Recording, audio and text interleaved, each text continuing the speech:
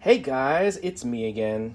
So, I wanted to continue the conversation of Coleus because Coleus has always been one of my favorite plants. Ever since I was a kid, I have loved Coleus.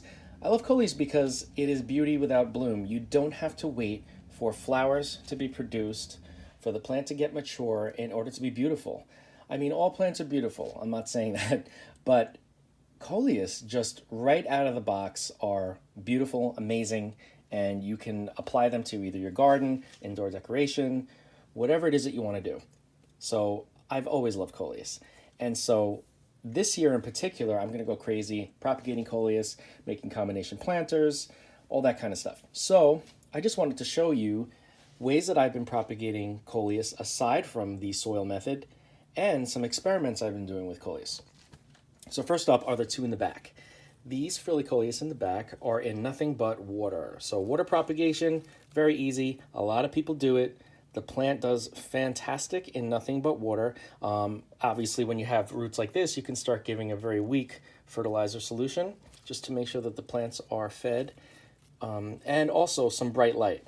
When you don't give them bright light, they revert back to a green, and the leaves tend to get a little larger.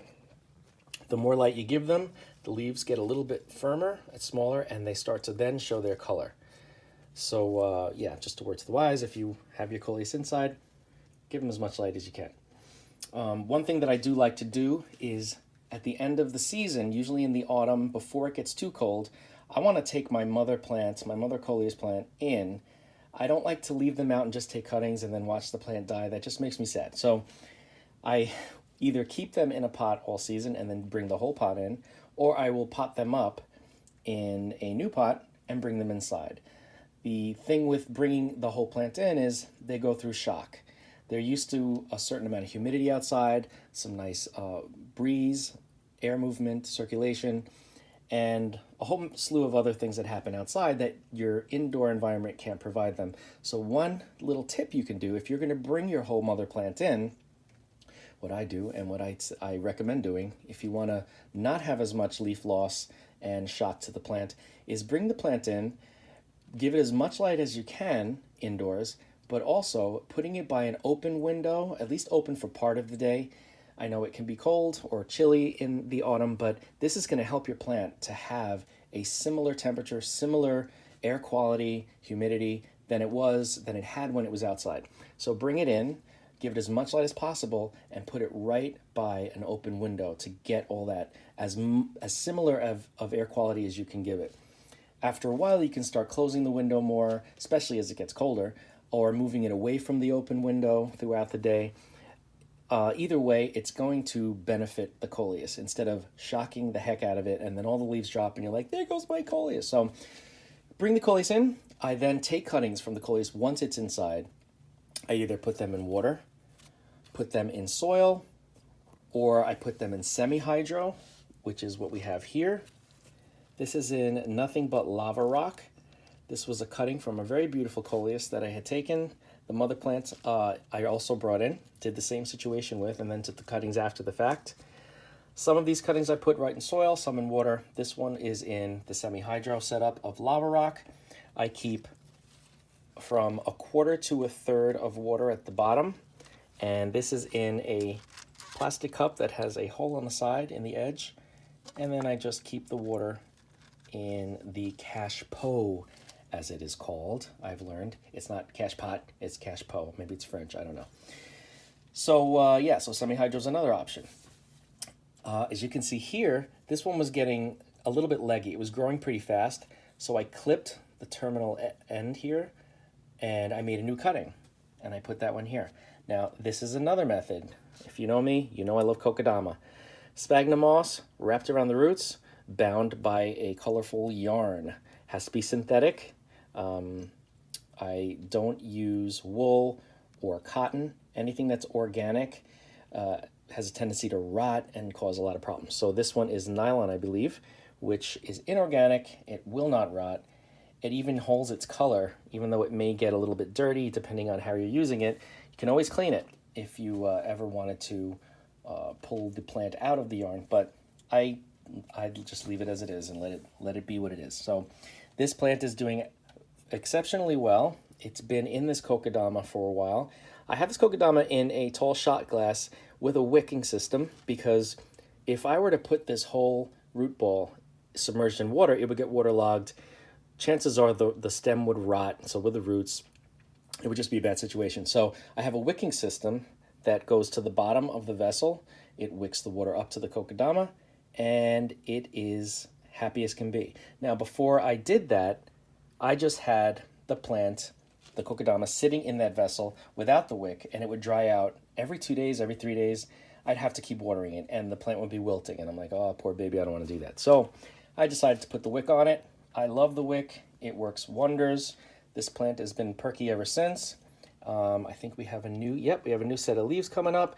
Coleus grow so quickly. It's so much fun to experiment with. I definitely recommend it. So the last method of growing, which is highly unconventional, but something that I think I spoke about in a couple of my other videos, which I love to use, is nothing but yarn. Because yarn is inorganic, the yarn that I use, there is no rotting. The fibers of the yarn that I use are coarse. They're not very soft. I feel like the softer and higher quality yarn traps, it gets waterlogged too quickly, and it doesn't trap enough oxygen, enough air pockets in there. The coarse yarn that I use traps a lot of air pockets, which is good for the roots. Now, I make my chain out of the yarn, which is loop pulling. I pull a loop through a loop, and it becomes a long chain. And I think that's it's also called crochet, finger crochet, whatever you call it. But you just make these chains out of the loops and wrap it around the stem cutting. This had no roots on it. Just wrap it around the cutting, and I always leave a little bit of water at the bottom. So what ends up happening is that yarn gets saturated and it promotes root growth. It also helps that to have that the chain traps more oxygen than would be in just the plain yarn. So there's a good ratio of air pockets, oxygen, and moisture, and the plant is doing exceptionally well. Here's another example of nothing but yarn. So this was the same variety as back here, and it grew too tall. It grew pretty fast. I had to clip the growing terminal end, and now I have 2 new branches coming out, as we always anticipate with Coleus.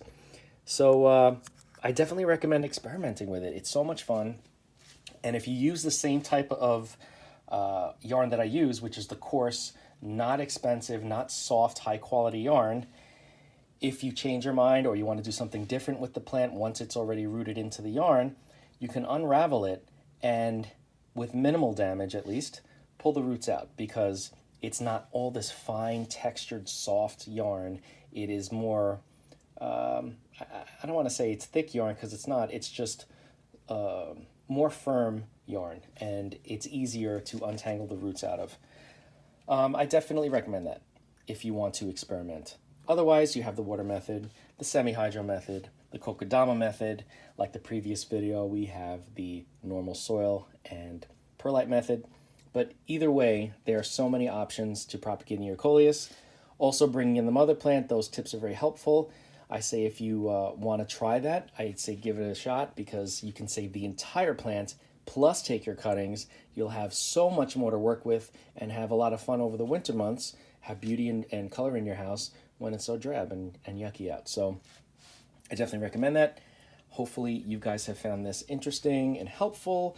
If you have any questions on anything that I spoke about here, please don't hesitate to leave a comment.